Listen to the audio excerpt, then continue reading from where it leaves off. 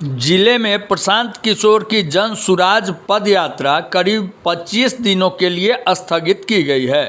पद यात्रा 11 जून से अपने पुराने स्वरूप में ही शुरू होगी। प्रशांत किशोर ने समस्तीपुर के मोरवा में एक प्रेस कॉन्फ्रेंस कर बताया कि उनके बाएं पैर की मांसपेशी फटने के कारण चलने में कठिनाई हो रही है।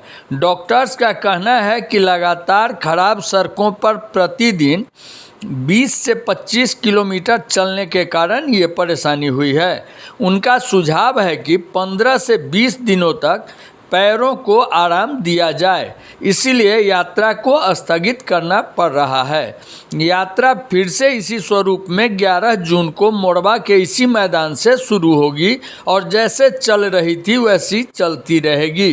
प्रशांत किशोर जन सुराज पदयात्रा के माध्यम से 2 अक्टूबर 2022 से लगातार बिहार के गांवों में पैदल चल रहे हैं।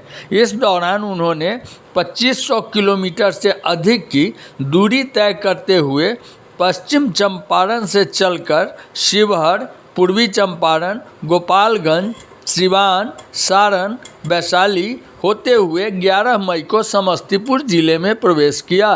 इसके बाद पैरों की समस्या आने के कारण डॉक्टरों से सलाह ली गई और यात्रा को कुछ दिनों तक स्थगित करने का फैसला सर्वसम्मति से सभी जन सुराज से जुड़े लोगों द्वारा लिया गया। Bureau report, Samastipur. पदयात्रा के मकसद को पूरा करने के लिए इसकी शुद्धता और ईमानदारी, इसको पूरी तरीके से सुनिश्चित किया जाए। इसी वजह से गाड़ी का प्रयोग अभी तक नहीं करते हैं या बीच में कहीं ब्रेक नहीं लेते हैं। आज पहली बार इस पदयात्रा को ब्रेक के लिए में लिया जा रहा है, तो ये मेरी जिम्मेवारी बनती है कि मैं पत्रकार बंधुओं को ये बताऊं कि ये ब्रेक क्यों लिया जा रहा है। पदयात्रा शुरू होते समय मैंने घोषणा की थी कि अगर शरीर से बीमार नहीं हुए तो कोई कहीं रुकेंगे नहीं।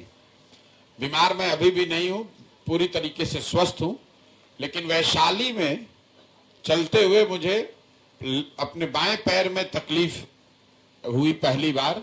सुखी में वहां हम 5 दिन रुके हुए थे।